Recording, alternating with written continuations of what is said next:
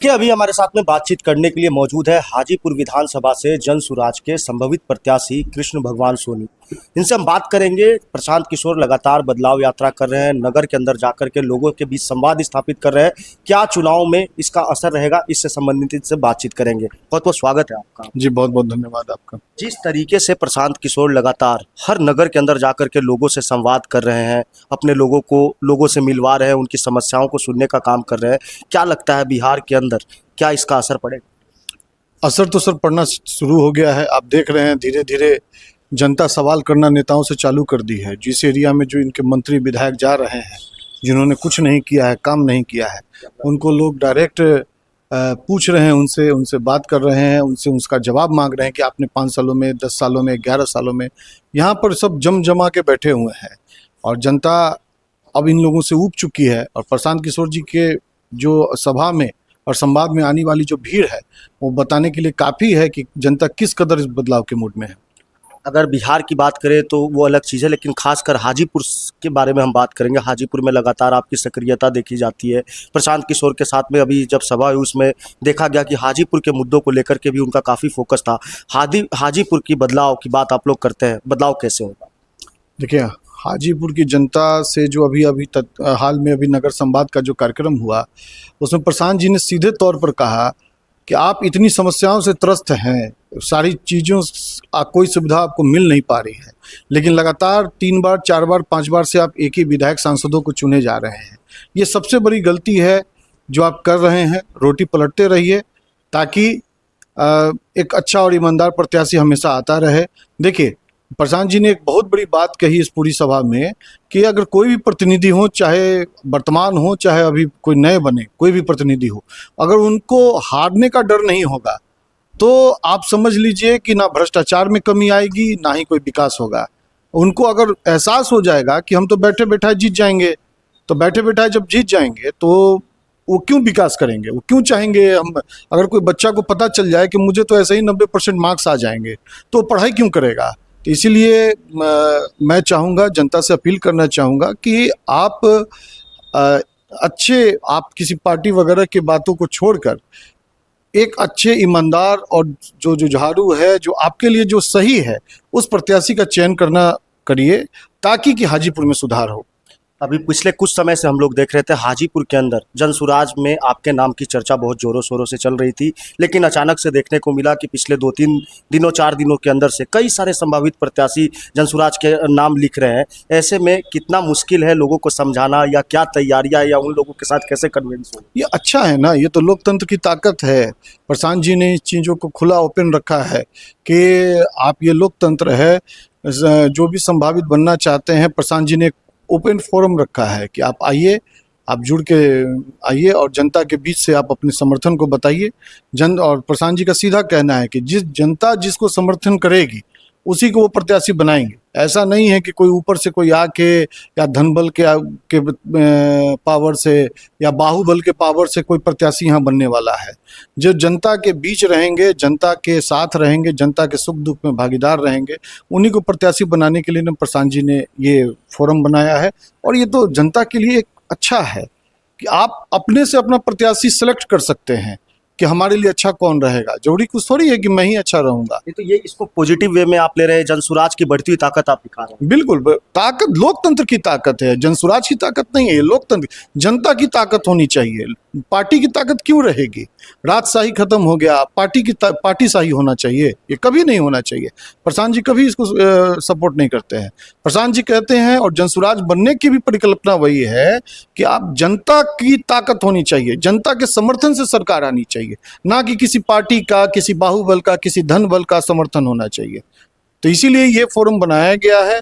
और जनता जिसको समर्थन करेगी, मैं तो चाहूँगा कि भाई जनता, आप हमको समझें, आप हमको समझ लें, बुझ लें, आप अच्छे तरीके से मेरे बारे में जानकारी इकट्ठा कर ले।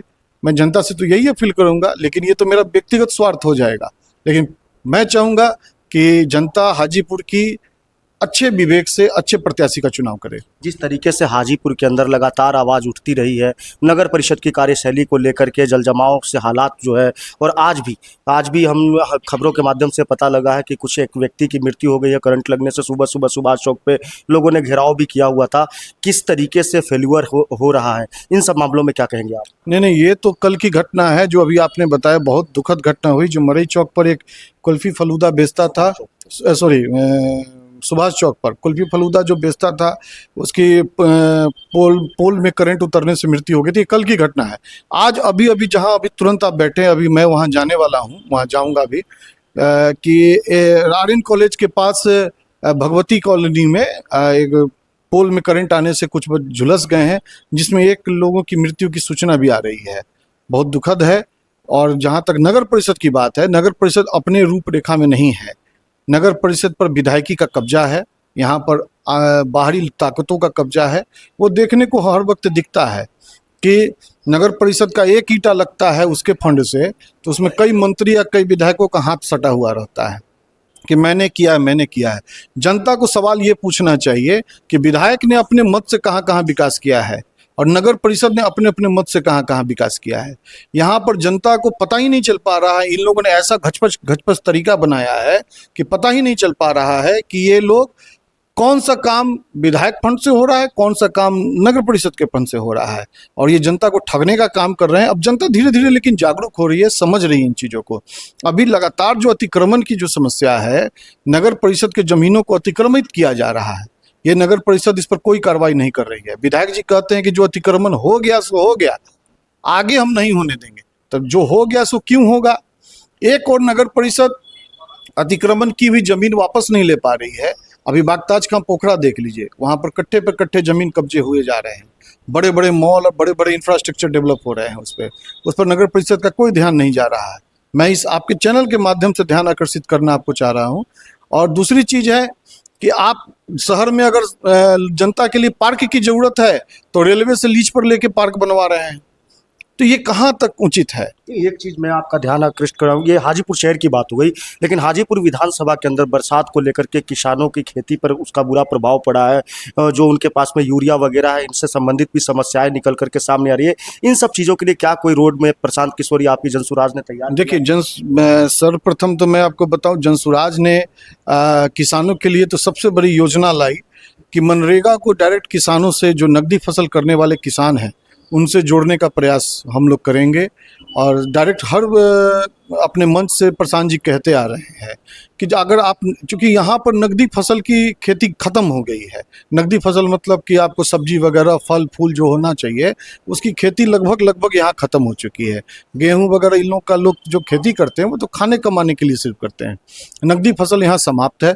तो नकदी फसल करने वाले किसानों को मनरेगा के में उपलब्ध होने वाले जो मजदूर हैं उनको मुफ्त में प्रदान कराई जाएगी। यूरिया की भी व्यवस्था सुचारू रूप से कराने की व्यवस्था प्रशांत जी ने कही है।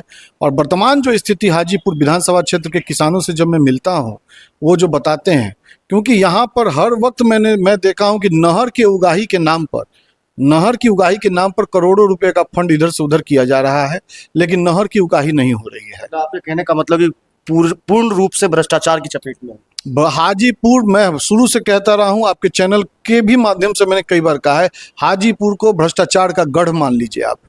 ये भ्रष्टाचार का जीता जागता नमूना है। अगर हाजीपुर का इतिहास लिखा जाएगा और हाजीपुर के दुर्गति का इतिहास लिखा जाएगा तो इन लोगों का नाम, जो वर्तमान प्रतिनिधि लोग हैं, इनका नाम स्वर्ण अक्षरों में लिखाएगा। ये मैं आपको अभी इस चैनल के माध्यम से कह रहा हूँ। हाजीपुर में भ्रष्टाचार इस कदर है कि आप अगर, अब कुछ दिन ऐसा होने वाला है कि अगर सांस लेने पर भी लोग टैक्स और भ्रष्टाचार करने लगेंगे। किसानों को भी इन लोगों ने नहीं छोड़ा, गरीबों को भी नहीं छोड़ा है, मजदूरों को भी नहीं छोड़ा है। किसानों को जो फसल लगनी चाहिए, पानी उपलब्ध होना चाहिए, जब ये गर्मी पड़ती है तो वो पानी के लिए तरसते हैं, जब बाढ़ आ जाती है तो पानी निकासी के लिए तरसते हैं। नहर की उगाही के नाम पर करोड़ों का फंड इधर से उधर किया गया है। जो बिद्दुपुर साइड में एक गेट है, फाटक लगा हुआ है, उस फाटक को क्यों नहीं खोल रहे हैं? आज तक हम कभी इजरा गए, कभी फुलारा के किसानों से बात किया, हमेशा वो लोग बात करते हैं इस मैटर पे कि भैया वहाँ पर फाटक है, उस फाटक को जानबूझ के बंद कर दिया गया या ऐसे ही बंद किया गया है। पहले इसके पहले के जो डीएम साहब थे उनसे मैंने शिकायत भी करी थी, तो वो जाके वहाँ देखे भी थे और इसका उन्होंने वादा किया था कि मैं जरूर इस पर कार्रवाई करूंगा, इसको मैं खुलवाने का प्रयास करूंगा ताकि खेतों में लगी जो पानी है वो निकल जाए, और अगर नहर की सफाई ढंग से हो जाएगी तो जो गर्मी के दिनों में जो सूखा पड़ जाता है, नहर में पानी आ जाएगा तो खेती भी आराम से हो जाएगा। तो इन चीज़ों पर न जिला पदाधिकारी का भी ध्यान आकृष्ट नहीं हो पा रहा है और प्रतिनिधि तो सुस्त है, यहाँ पर कोई बताने की आवश्यकता नहीं है। चलिए, अपनी टिकट के लिए आप कितने आश्वस्त है, कितना कंफर्म है? मैं कोई आश्वस्त नहीं, देखिए टिकट का कोई रेस ही नहीं है, मैं टिकट के लिए मर भी नहीं रहा हूँ कि टिकट मिलेगा। आखिरकार राजनीति करते हैं आप, भावी प्रत्याशी? राजनीति ने मैं सामाजिक चीजों से राजनीति में आया, पहला व्यवसाय करता था, व्यवसाय करते करते एहसास हुआ कि भाई बिना समाज का कोई व्यवसाय भी नहीं है, तो सामाजिक काम आज से नहीं 12 सालों से कर रहा हूँ, कोई नई मैं सामाजिक कार्य नहीं कर रहा, मैं 12 सालों से सामाजिक कार्य कर रहे हैं, लोग मुझे जानते हैं। और रह गई बात राजनीति में आने का, राजनीति में अगर मैंने देखा प्रशांत जी से मैंने मिला तो प्रशांत जी ने यही कहा कि जब आप जैसे लोग अगर बदलाव के लिए तैयार नहीं होइएगा तो कौन से लोग बदलाव करेंगे। तब तो अगर वही कहने का नहीं है कि अगर पढ़े लिखे लोग शांत बैठ जाएंगे तो निश्चित है कि अनपढ़ लोग हम पर शासन करेंगे। तो यही हो रहा है और कई जो पुस्तों से ही हो रहा है। तो प्रशांत जी ने यही कहा कि आप आइए, 20 का भी हमने चुनाव इसीलिए लड़ा कि हाजीपुर में कुछ मूलभूत परिवर्तन अगर मेरे कारण हो सकता है तो मैं करने का प्रयास कर देता हूं, क्योंकि भाई देखिए अंत में तो सबका कुन्हारा घाट ही है। जाते जाते कम से कम ये तो कह सके ना कि मैंने हाजीपुर के लिए प्रयास किया था, यही सोच है। टिकट की कोई भागदौड़ नहीं है, लड़ाई नहीं है, टिकट मिलेगा तो लड़ेंगे, नहीं मिलेगा तब भी हम सामाजिक सेवा करते रहेंगे, उसकी चिंता नहीं है। मतलब टिकट नहीं मिलेगा तो चुनाव नहीं लड़ेंगे?